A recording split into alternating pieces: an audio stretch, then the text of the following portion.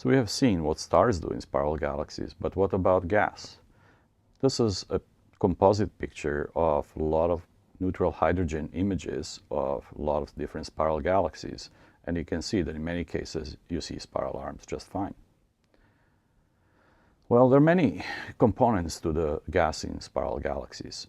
There is cool neutral hydrogen, which we denote as H Roman 1.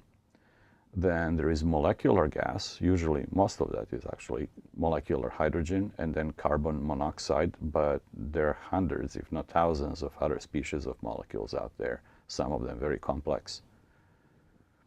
And the importance of the gas is that that's the fuel for star formation. You need to have cold gas, cold interstellar material clouds to collapse and be able to ignite nuclear fusion in the core.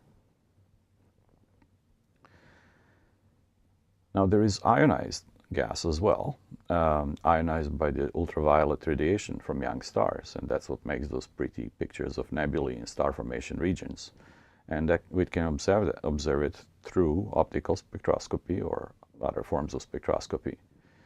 But the neutral hydrogen is best observed through the spin flip line, which I'll explain in a moment, at the wavelength of 21 centimeters. At that wavelength, radio waves go through the dust, and so we can see all the way through. So just as there are stellar disks, there are gas disks, and they also can show spiral arms. But one important thing is that hydrogen disks extend further than the optical ones, sometimes by a substantial factor. And because this spin flip line is so sharp and well defined, it can be used as an excellent tracer of velocities of gas, including rotation of galaxies due to the Doppler shift. This is how it works. In a hydrogen atom, you have a proton and an electron, and there are two possibilities for their spins to be aligned or anti-aligned. One has a slightly higher energy level than the other, and that transition corresponds to the photons of the wavelength of 21 centimeters. So this is where it comes. Now, this is not something that's easily achieved in the lab, but can happen easily in densities and temperatures of interstellar medium. So there's plenty of it.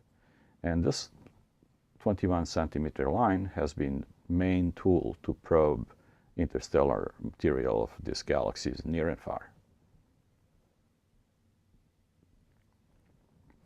So here is a contour map of neutral hydrogen superposed on an optical image of this galaxy, and it's obvious that hydrogen goes much further than visible stars. Now, by observing Doppler shifts of the 21 centimeter line, we can see the velocity field, and that looks like this. These are the lines of equal radial velocity, and they'll look like this because on one side the disk is coming towards us, and the other is going away from us. Because the gas goes so much further out than stars, we can measure rotation curves much further using this method than, say, through optical spectroscopy.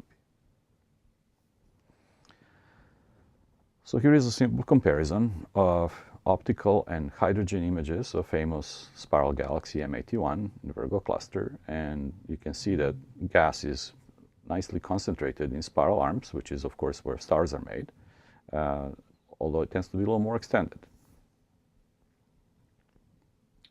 So that was the atomic gas. What about molecular gas? Aside from hydrogen molecule, H2, the next most prominent one is carbon monoxide. Incidentally, all of the different molecular species tend to be found in the same places by and large. Now, in the case of molecular clouds, which are colder, they get to be closer to the dust lanes, and they're closer to the regions of star formation. You can see spiral arms outlined even better. But there are also new features. There are rings of molecular gas around galaxies. There are bars and other things.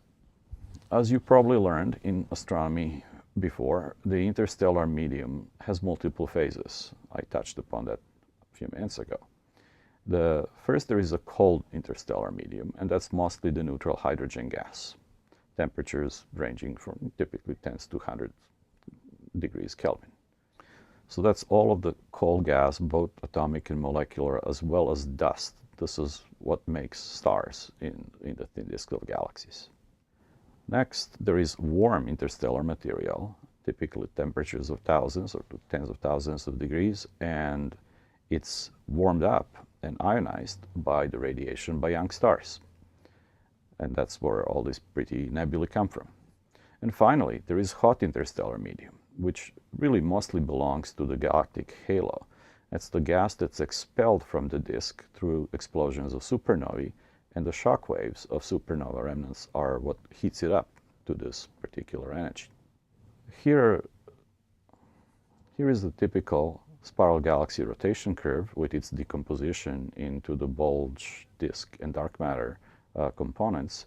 We spoke about this extensively when we talked about dark matter, so I will not dwell on this much further. And next, we will look at where does the spiral structure come from.